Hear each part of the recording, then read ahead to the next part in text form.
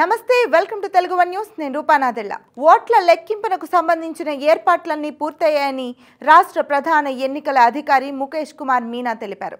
June 4న రాత్రి 8 నుంచి 9 గంటల మధ్య అన్ని నియోజకవర్గాల తుది ఫలితాలు ప్రకటిస్తామని చెప్పారు. రాష్ట్రంలోని 175 అసెంబ్లీ నియోజకవర్గాలకు గాను 111 నియోజకవర్గాల్లో ఓట్ల లెక్కింపు మధ్యాహ్నం 2 గంటలకల్లా పూర్తవుతుందన్న మీనా 61 నియోజకవర్గాల్లో సాయంత్రం 4 గంటలకు మిగిలిన 3 నియోజకవర్గాల్లో సాయంత్రం 6 గంటల్లోపు లెక్కింపు ప్రక్రియ పూర్తయ్యే అవకాశాలున్నాయన్నారు. ఇలా ఉండగా ఢిల్లీలోని నిర్వాచన్ సదన్ నుంచి senior deputy election commissioner Nitish Vyas video conference ద్వారా రాష్ట్ర ఓట్ల లెక్కింపు ఏర్పాట్లను సమీక్షించారు. అదలా ఉంటే ఆంధ్రప్రదేశ్లో గతంలో ఎన్నడూ లేని విధంగా ఈసారి రికార్డు స్థాయిలో దాదాపు 82% ఓటింగ్ జరిగింది.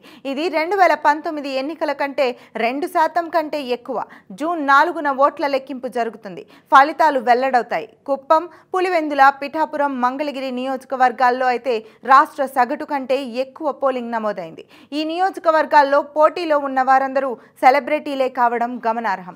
కుప్పం నుంచి తెలుగుదేశం అధినేత చంద్రబాబు పోటీ చేశారు. అలాగే పులివెందుల నుంచి వైసీపీ అధినేత జగన్, పిఠాపురం నుంచి జనసేన అధినేత పవన్ కళ్యాణ్ పోటీ చేయగా మంగళగిరి నియోజకవర్గం నుంచి తెలుగుదేశం జాతీయ ప్రధాన కార్యదర్శి లోకేష్ పోటీ చేశారు. ఈ అన్ని నియోజకవర్గాల ఫలితాలపై సర్వత్రా ఉత్కంఠ నెలకొన్న సంగతి తెలిసిందే. అయితే ఈ నియోజకవర్గాలలో గెలుపు ఓటముల కంటే ఆయా స్థానాలలో అభ్యర్థుల మెజారిటీ ఎంత అన్నదానిపైనే ఆ ఉత్కంఠ ఉంది. అయితే ఆశ్చర్యంగా నందమూరి బాలకృష్ణ పోటీ చేసిన హిందూపురం నియోజకవర్గంలో మాత్రం ఈసారి ఓటింగ్ గతంలో పోలిస్తే తగ్గింది. అది పక్కన పెడితే ఈ సెలబ్రిటీల నియోజకవర్గాలలో అన్నిటికంటే ముందుగా కుప్పం లేదా పిఠాపురం నియోజకవర్గ ఫలితం వెలువడే అవకాశం ఉంది. ఎందుకంటే ఈ 2 నియోజకవర్గాలలో కౌంటింగ్ 18 రౌండ్లలో పూర్తవుతుంది. ఈ రెండింటి తర్వాత హిందూపురం ఫలితం వెలువడే అవకాశాలున్నాయి. ఎందుకంటే హిందూపురంలో 19 రౌండ్లలో కౌంటింగ్ పూర్తవుతుంది. ఇక నారా లోకేష్ పోటీ చేసిన మంగళగిరి నియోజకవర్గంలో కౌంటింగ్ 22 రౌండ్లు ఉంటుంది. అదేవిధంగా జగన్ పోటీ చేసిన పులివెందులలో కూడా 22 రౌండ్ల కౌంటింగ్ ఉంటుంది. దీంతో ఈ సెలబ్రిటీలు పోటీ చేసిన నియోజకవర్గాల ఫలితాలు అదే వరుసలో వెలువడే అవకాశం ఉంది. అంటే ఈ నియోజకవర్గాలలో మొదట కుప్పం లేదా పిఠాపురం ఫలితం వెలువడుతుందన్నమాట. అయితే కౌంటింగ్ ఎన్ని రౌండ్లలో పూర్తవుతుంది అన్నది పెద్ద విషయం కాదు.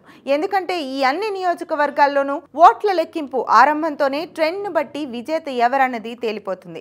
పోటీ హోరాహోరీగా జరిగితే తప్ప గెలుపు ఓటముల విషయం తెలియడానికి పెద్ద సమయం పట్టదు. కానీ ఖచ్చితమైన మెజారిటీ ఎంత అన్నది తేలడానికి మాత్రం కౌంటింగ్ పూర్తయ్యే వరకు ఆగాల్సి ఉంటుంది. ఈ సెలబ్రిటీలు పోటీ చేసిన నియోజకవర్గాల్లో ఒక్క పులివెందుల్లోనే పోటీ హోరాహోరీ జరిగిందని పరిశీలకులు అంటున్నారు. అది వినా కుప్పం, పిఠాపురం, మంగళగిరి, హిందూపురంలలో కూటమి అభ్యర్థుల విజయం నల్లేరు మీద బండి నడికేనని పోలింగ్ సరళిని ఊటంకిస్తూ సెఫాలజిస్టులు చెబుతున్నారు. పులివెందులలో షర్మిల ఫ్యాక్టర్ జగన్ మెజారిటీని గణనీయంగా తగ్గించే అవకాశాలున్నాయంటున్నారు. కడప లోక్సభ నియోజకవర్గ పరిధిలోకి వచ్చే ఈ నియోజకవర్గంలో జగన్ మెజారిటీ తగ్గడం అంటే కడప లోక్సభ నియోజకవర్గంలో వైసీపీ అభ్యర్థి అవినాష్ రెడ్డి విజయంపై తీవ్ర ప్రభావం పడటమేనని అంటున్నారు.